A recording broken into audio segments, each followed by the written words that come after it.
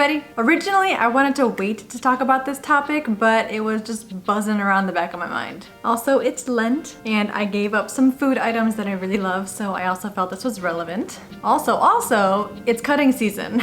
It's cutting season for all of those people who want to lose some of that winter weight gain for the summertime. So there was more than enough reason for me to film this. In my previous video, I briefly talked about diet culture and how annoying it is. And I know, it's been around for ages, but it's just different now. Now, we're living in a technology-driven world where social media either indirectly or directly affects the lives of everybody, which means people are more exposed to the pressures that diet culture puts on us. And that concerns me because it's become so bad for people's physical and mental health. In my opinion, diet culture is worse now than it was in the past. We live in a culture where we equate thinness with wellness. If you're thin, you're healthy. If you're bigger or fat, you're unhealthy. We've also normalized this idea that if you're gaining weight, you're considered lazy. But if you're losing weight, you're doing things right. And I mean, eating disorders in general just prove that wrong. It's all subjective. I've seen people who have larger bodies than me that are actually healthier than I am. They're also more active than I am.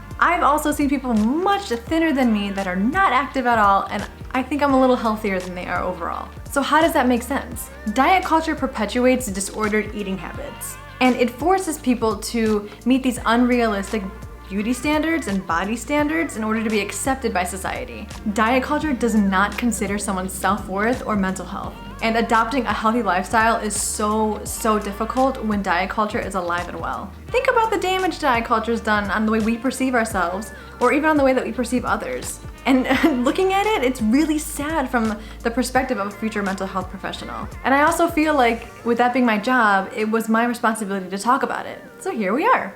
Diet culture is everywhere. I'm a 90s child, so way back in the day when magazines were a thing, they would be filled with celebrities with the thinnest bodies and like the latest diet crazes. They were all over grocery stores too, especially when you're waiting in line and you're looking at that, and then you're also looking at the bag of Flamin' Hots that you're just about to buy. And no matter what gender you identify with, it affects you too, everybody. But traditionally, when talking about gender, we see the thin body being idealized for women and then that lean or very buff body for men. It's even at the gym. I've literally seen and heard personal trainers teaching their clients how to spot train when we know that's not even a thing. You can't do that.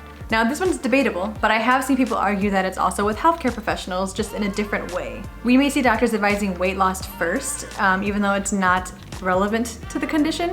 Diet culture is around even when we think it's not. How many of you have heard the term clean eating?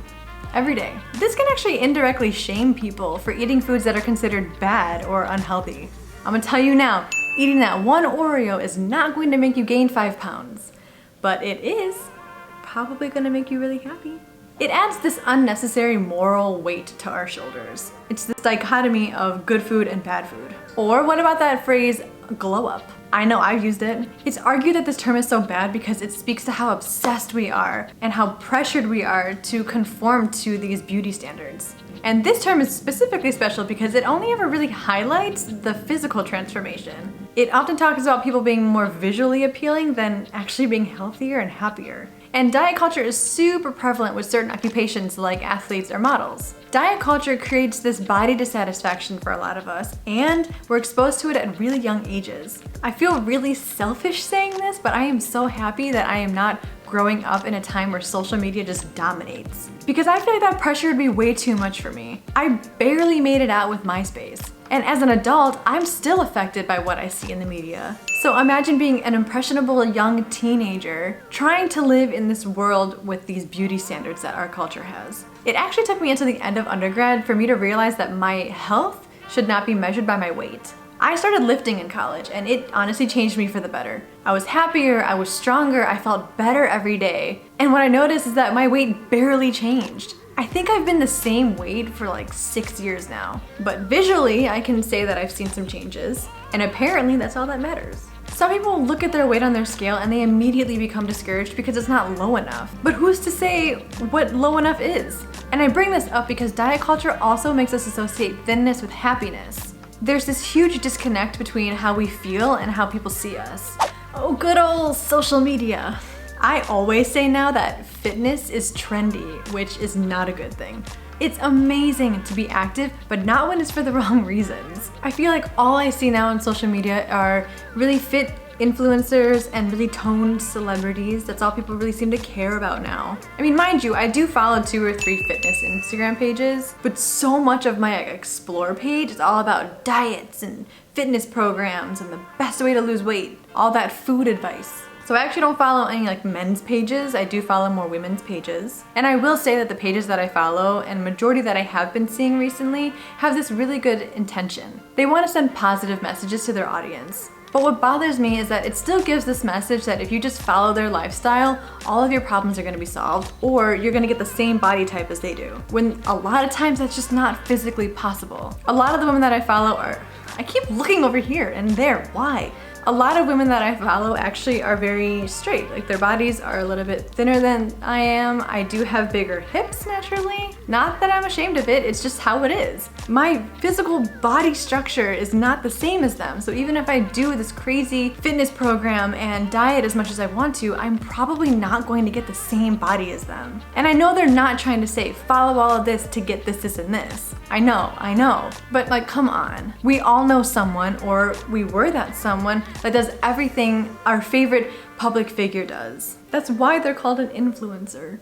There are actually 2 videos that I've seen trending that are the perfect example. What I eat in a day and my body transformation. Again, it may not be the goal of the video, but it unintentionally tells people that if you eat what I eat in a day, that's gonna help you get thinner. It provides people with a routine, but that routine probably only works for just one person. That person most likely has an entirely different lifestyle, a different metabolism, different habits. What works for them may not work for you. And I have a lot of respect for people that reiterate that on their platforms. But what really worries me is how people read and watch these pages like it's their Bible. And I have to question what the sources are because I always see a lot of really conflicting advice. And not to say that the advice is wrong, it just needs to be put into context. Because I know the people that I follow are not dietitians. I know that they have no degree or background in that field. I remember once I was reading foods to avoid if you want a flatter stomach. And on there they had eating grapes is bad and eating a lot of fruit is bad because it's really high in sugar and carbs. And then I swear, like later on that day or maybe the next day, I saw like an Instagram thing of like the best foods to eat for healthy snacks. And grapes and other fruit were on there. Okay, so what do we do with that information? Especially impressionable people who are honestly just trying to learn.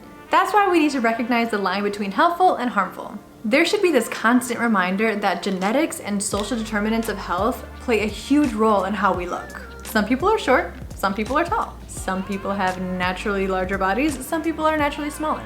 It is super easy to get caught up in diet culture, especially on social media. And even though I know all this, I still find myself being really discouraged when I see fitness people on Instagram and I want their bodies. I want to be at least something like them. But I use that for motivation, not as like the goal. But what has helped me is that I've unfollowed a lot of pages that don't promote body positivity. And I'm talking about those accounts that all they do is show off their workouts and what they eat.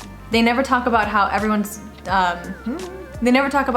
process is gonna be different, how their fitness program or their fitness regime is gonna be very tailored to them. And I think that you can really tell when people just want the attention versus when they really wanna help people. So I wanna go back to the body transformation videos for a second. Since we are all very obsessed with dieting, we tend to see a lot of people going on diets and then wanna try them ourselves. That's cool, do what you wanna do. But in my experience, I've seen a lot of people go on diets, lose a bunch of weight, stop the diet, regain the weight, and then try a new diet. And then it starts this weird diet cycle. But I've also seen a lot of people go on diets, lose a whole bunch of weight, and then they're still unhappy. And I'm sorry, I'm gonna say it. In my opinion, fad diets don't work for everybody. And also, you know what, let me rephrase that. Fad diets may work short term, but they will not work long term. I admit, some fad diets will get you quick results, yes.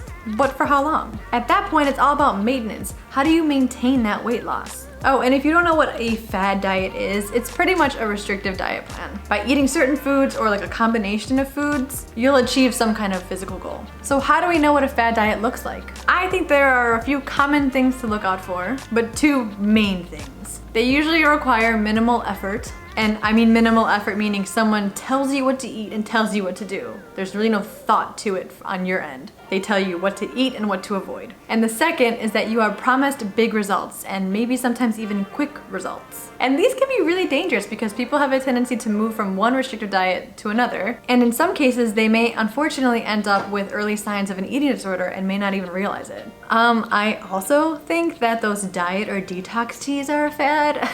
I hate them. If I wanted to poop that badly or mess up my digestive system, I would just go out and buy a laxative. It's like the same exact thing at a third of the price. The only downside is that it doesn't have cute packaging. I've actually seen fad diets being really common and encouraged in diet culture, and they can be pretty harmful. The majority of the people who start a fad diet don't do enough research prior to starting it, and because of that, they do the diet incorrectly. What worries me the most is that I see certain fad diets leading to malnutrition or other deficiencies. And especially for people with medical conditions, this could really affect your treatment or the medications that you're taking. So you might be wondering, okay, well, if fad diets don't work, then what do we do? I am not a dietitian nor a nutritionist. This video is not going to tell you what to do instead. Oh, I read a quote that I thought was relevant. Gentle nutrition is about practicing nutrition from a place of self-care, not self-control. Honestly, I believe that it all just comes down to a positive lifestyle change. Lasting results will not come from quick fixes. And if you're not sure what a lifestyle change is, it's pretty much a commitment to changing unhealthy habits. Like I said before, it's all about maintenance. You want to maintain that weight loss, and that won't happen unless you have a good lifestyle change. And I'm keeping this broad because I know that no two people are the same. Really evaluate what is working and what is not working in your life. And I want to say be active, but I feel like I'm gonna get a bunch of eye rolls. So be more active, but find a way that suits you. Not everyone has to be a weightlifter, not everybody has to be a runner. I hate running, but I assure you, everyone has some kind of active activity that will make them feel good. It's all about just finding it. If your focus is more on eating rather than being active, maybe consider looking into intuitive eating. I found this site, intuitiveeating.org, where two professional dietitians talk about this self-care eating framework that they created. It's an evidence-based mind-body approach. And I found it interesting because they talk about the dynamic between the body and the mind, and body awareness. It comes down to you listening to the messages your body sends you and responding appropriately. You're responding to your body's needs, not what you think your body needs. And I liked it because they emphasize that we are our own experts on our body, and that's true. That fitness influencer who tells me to eat a protein bar for breakfast and a yogurt bowl for lunch is not gonna know how my body reacts to that. But overall, I'm a very firm believer that if you want to see long-term results and keep those long-term results, it all comes down to a lifestyle change. So yeah, that's today's video. What are your thoughts or experiences with diet culture? I'd really love to know. Feel free to subscribe. If not, feel free to follow me on Instagram. My handle is intricate. Otherwise, I'll see you at the next one. Thank you. Bye.